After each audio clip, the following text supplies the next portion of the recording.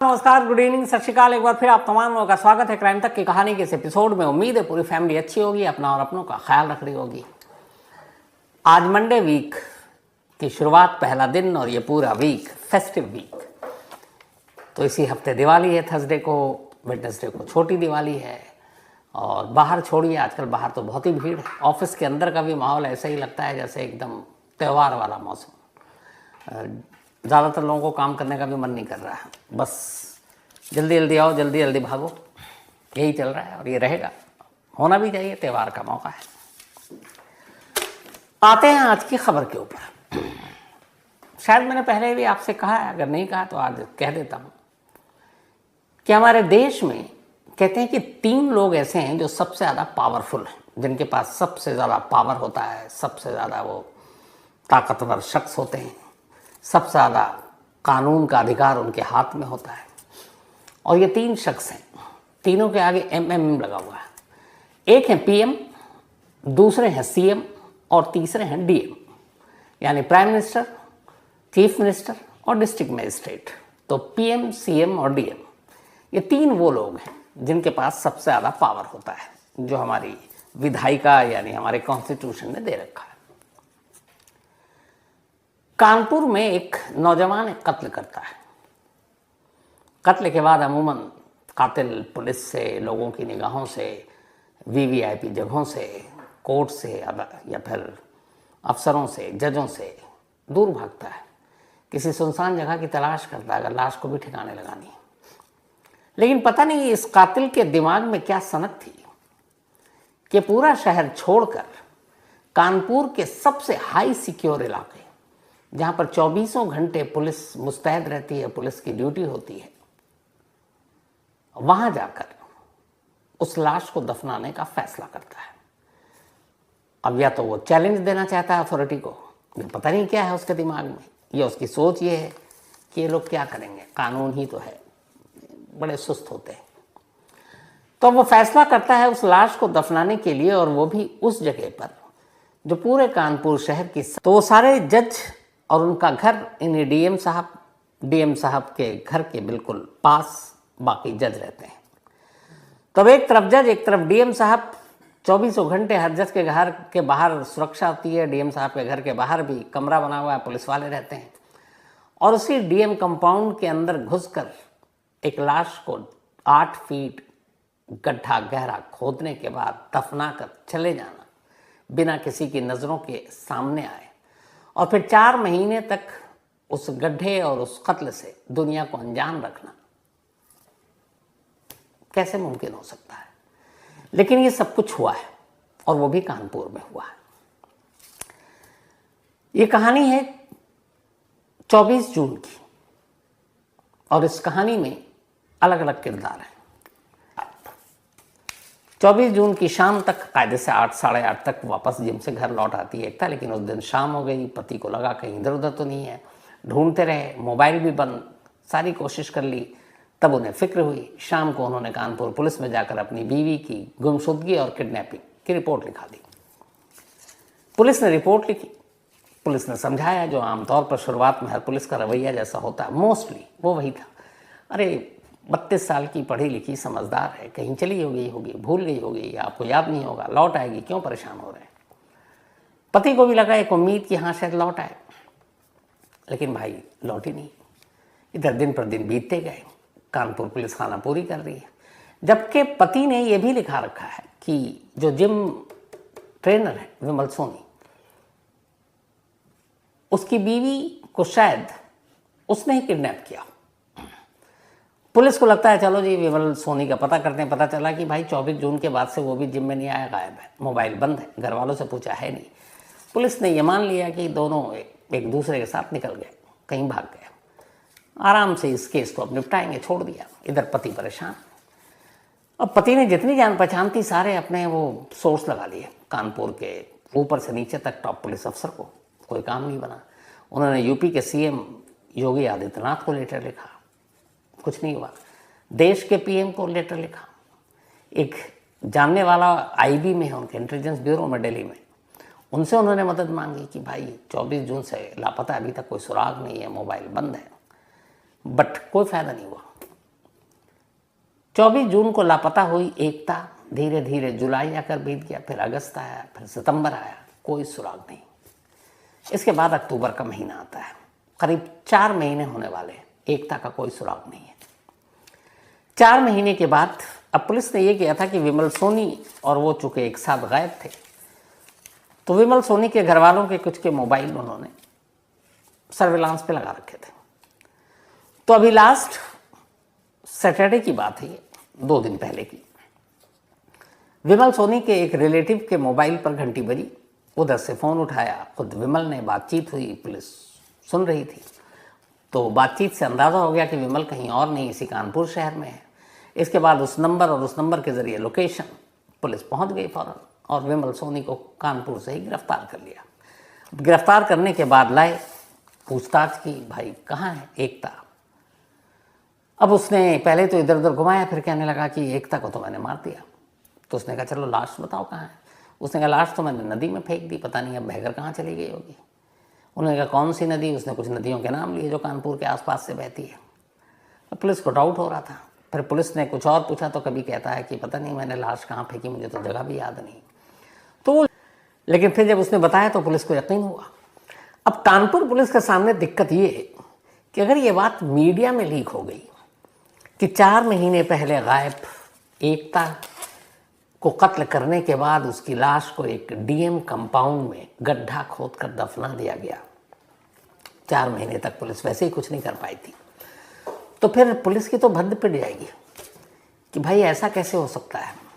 मतलब डीएम एक तरह से उस शहर का हाकिम है, हुक्मरान है, उसी के डीएम के अंदर में भी पुलिस होती है। अब उसी के बंगले को चुने कोई और वहाँ जाकर दफना दे, तो ये ज़बरदस्त बेइज्जती की बात है। तो अब कानपुर पुलिस ने कहा किसी तरह मीडिया को भनक नहीं लगनी चाहिए। अब ये खुलासा कर रहा है वो दिन में, लेकिन पुलिस इंतज़ार कर रही है कि दिन ढले, अंधेरा हो तो अंधेरे में इस सच्चाई को छुपा लें और अंधेरे में चलेंगे, अंधेरे में गड्ढा खोदेंगे, खामोशी से निकाल देंगे और फिर बता देंगे बाद में जो भी कहानी है। लेकिन मीडिया तो मीडिया है, भनक तो लगी जाती है। तो कानपुर पुलिस ने तय किया कि दिन ढलने दो, रात का अंधेरा आने दो, उसी अंधेरी रात में जाएंगे और गड्ढा खोदते हैं। इधर तैयारी पूरी हो गई, मुर्दा घर के कुछ मुलाजिमों को बुलाया गया, कुछ मजदूरों को बुलाया गया, फावड़ा वावड़ा तैयार किया गया, मुर्दा घर से गाड़ी मंगाई गई, पॉलीथीन और बाकी चीज़ें ली गई कि 4 महीने से तो पहले अगर उस कब्र से निकली या गड्ढे से तो उसे कंकाल ही मिलेगा। और उसके बाद कानपुर शहर के छोटे बड़े पुलिस अफसर बड़ी खामोशी से दबे बाँव गाड़ियों के अलग अलग काफिले से डीएम कंपाउंड में पहुंचते हैं।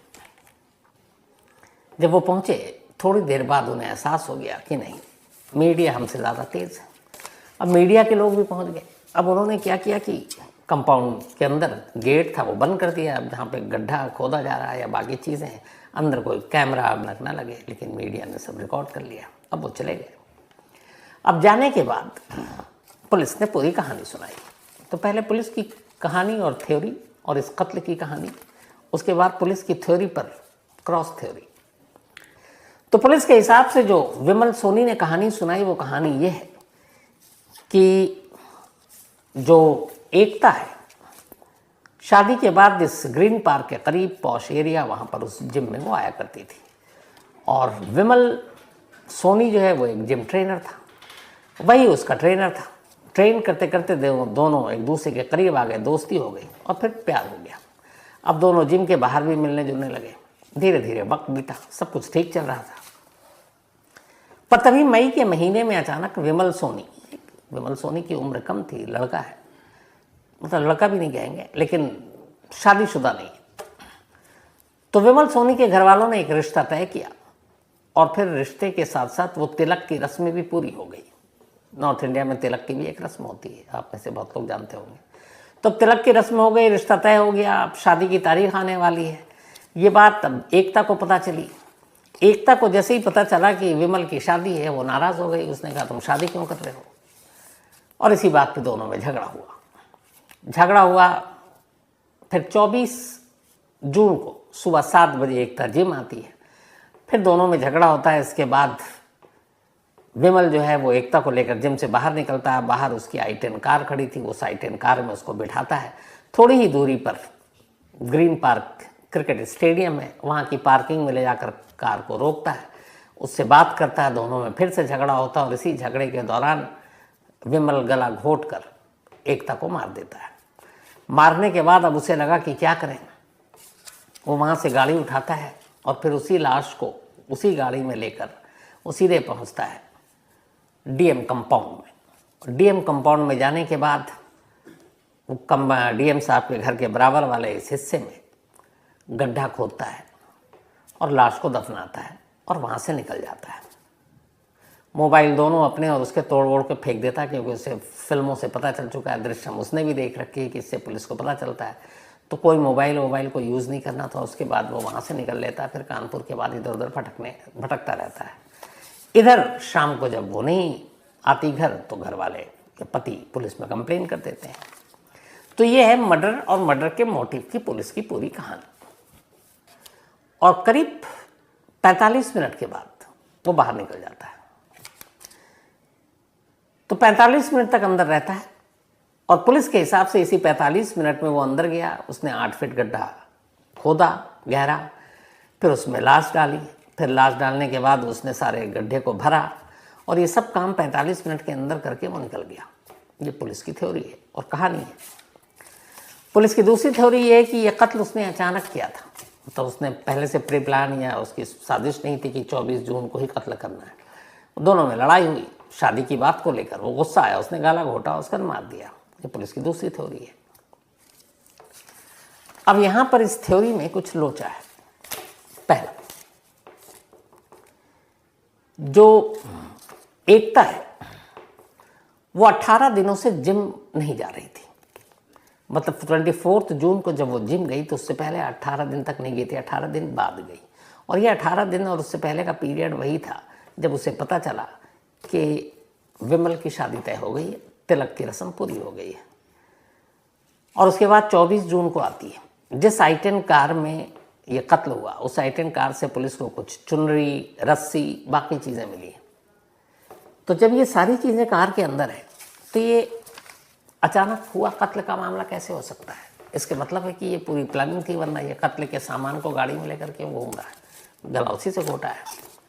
दूसरा, अगर ये अचानक कत्ल हुआ तो कत्ल करने के बाद जब कोई भी अचानक सडनली होता है तो आदमी सोचता अब क्या करूं, लाश का क्या करूं, कहाँ जाऊं, इधर उधर कहाँ जाऊं। लेकिन विमल सोनी कत्ल करने के बाद सीधे पहुंचता है डीएम बंगला, वहां गड्ढा खोदता, 8 फीट लाश दफनाता और निकल लेता है। तो ये सब कुछ अचानक कैसे हो सकता है? उसे कैसे पता कि मुझे कहाँ लाश दफनानी है? 45 मिनट में ये सब कुछ करके निकल भी जाना है। तो इसका मतलब ये प्री प्लान है, क्योंकि उसने जगह भी सोच रखी है, कत्ल का तरीका भी सोच रखा, कत्ल का सामान भी कार में है। तो पुलिस की ये थ्योरी गले नहीं उतरती। एक तीसरी थ्योरी जो सबसे अजीब है, और हमारे रिपोर्टर दो रंजय सिंह और सिमर चावला, इन्होंने बाकायदा मौके पर ही खड़े होकर और नाप नपाई सब कर डाली।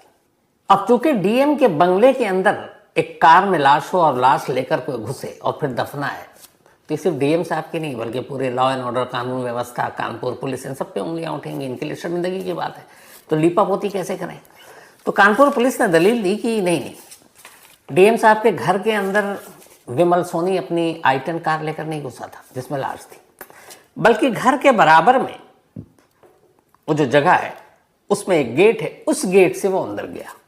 और डीएम साहब का गेट और वो बराबर में गेट एकदम बराबर में है, लेकिन पुलिस का कहना है कि डीएम साहब के घर वाले गेट का इस्तेमाल नहीं किया था, क्योंकि और भी उनके लिए बड़ी फजीहत होगी, बल्कि बराबर में एक दूसरा गेट है, उस गेट से अंदर गया। अब सफाई देने के लिए पुलिस ने तो ये बात बता दी कि भाई इस गेट से गया। अब नापने के बाद सच्चाई सामने आ गई। तो कुल मिलाकर अब यह है कि विमल तो पुलिस की कस्टडी में है, कंकाल मिल चुका है, डीएनए जो कपड़े वपड़े कुछ मिले हैं वो सारी चीज़ें जो उनके हस्बैंड हैं एकता के, राहुल, उन्होंने उसको आइडेंटिफाई कर लिया है। लेकिन फिर भी पुलिस डीएनए सैंपल लेकर और ये कंफर्म करना चाहती है कि ये एकता की ही बॉडी है। उसकी रिपोर्ट भी 2-4 दिनों में आ जाएगी। इसके बाद पूछताछ होगी, बाकी जो कवायद है वो चलती रहेगी। लेकिन इस एक केस ने ये सोचने और समझने पर मजबूर कर दिया है कि हम बहुत सारे जो भ्रम पाल कर बैठते हैं कि ये वीवीआईपी एरिया, यहाँ वीवीआईपी लोग, मतलब अगर कानून और मुजरिम और ये क्राइम से अगर आप जोड़ के देखें तो सबसे ज़्यादा आदमी को कायदे से किससे डरना चाहिए? एक पुलिस से, दूसरे कानून के जो मेन मुहाफिज हैं, जज हैं, डीएम हैं। लेकिन यहाँ उल्टा है, वो कातिल सबसे ज़्यादा जिनसे डरना चाहिए उन्हीं के इलाके में घुस रहा है और बेखौफ लाश को दफना रहा है और निकल जा रहा है। इसका मतलब ये है कि लॉ एंड ऑर्डर के लेकर लोगों के दिलों में वो खौफ है नहीं। और जबकि डीएम साहब के घर के अंदर पुलिस वालों के गेट पर ही पहरेदारी है, जितने जज हैं उनके गेट पर पहरेदारी है, उस पूरे डीएम कंपाउंड में पहरेदारी है। और ऐसी जगह पर एक आदमी एक कत्ल करने के बाद ऐसी लाश छुपाता है कि 4 महीने तक किसी को हवा नहीं लगने देता। और यही काम जो पुलिस ने 4 महीने के बाद किया है, अगर वो 4 महीने पहले शहर के सारे सीसीटीवी फुटेज वहाँ से लेकर, जिम से लेकर, और ये भी पता है कि बेसिक जांच है, कोई भी नौसिखिया पुलिस वाला भी आकर कर देगा कि अगर ये विमल सोनी मिसिंग है तो इसके पास एक कार भी है, वो कार है i10 कार। इसकी कार कहाँ कहाँ गई, जो वारदात वाला दिन है 24 जून, उस दिन कहाँ कहाँ गई, जो 4 महीने बाद अब पुलिस को पता चल रहा है कि ये कार डीएम कंपाउंड की तरफ भी गई थी। अगर 4 महीने पहले पुलिस उसी कार के जरिए सीसीटीवी फुटेज खंगाल लेती तो डीएम कंपाउंड तक पहुँच सकती थी। और पहुंचने के बाद अगर कंपाउंड की तलाशी ले लेती कि सस्पिशियस मामला है कि यहाँ क्यों आया, तो शायद उस कंपाउंड के बराबर में एक गीली या ऐसे मिट्टी को देखकर जो किसी गड्ढे का निशानी होती है, आप एक पुरानी ज़मीन हो और एक गड्ढे को खोदकर उसमें कुछ किया गया हो, तो आप नंगी आंखों से देखकर कोई भी नौसिखिया बता देता है। तो अगर ये बेसिक चीज़, बेसिक पुलिसिंग पुलिस कर लेती है सिर्फ सीसीटीवी कैमरे के सहारे से, जो 4 महीने बाद अब किया है, जो अब बता रहे हैं कि इतने बजे कार दिखी i10, क्या कीजिएगा। खैर, कहानी में आज इतना ही, लेकिन कहानी खत्म करूं उससे पहले वही अपना सिलसिला। प्रणय शंकर जी, आप लोगों में से बहुत सारे लोग वारदात देखते होंगे, हमारा डेली आज तक पर जो शो आता है, तो वारदात के ये बड़े सीनियर एडिटर हैं प्रणय शंकर जी। जो आप वारदात देखते हैं उसके पीछे की जो सारी कहानियाँ और मेहनत होती है, जो एडिटिंग की, वो प्रणय जी करते हैं। झारखंड के देवघर के रहने वाले हैं। इनका एक बड़ा खूबसूरत शौक़ है, वो ये है कि साल में एक बार ये अपनी कार से भारत भ्रमण पर निकल जाते हैं। कश्मीर से कन्याकुमारी तक का बहुत सफ़र ये तय कर चुके हैं और नहायत शरीफ और सज्जन इंसान है। मैंने हमेशा जब भी इनको देखा है, मुझे लगता है कि जब तक कोई इनसे बात नहीं करे ये खुद से कुछ कहते भी नहीं है। तो हैप्पी बर्थडे प्रणय भाई, आप हमेशा अच्छे रहें, खुश रहें, सेहतमंद रहें, यही मेरी दुआ है। और आपका ये जो शौक़ है ये हमेशा यूं ही बरकरार रहे।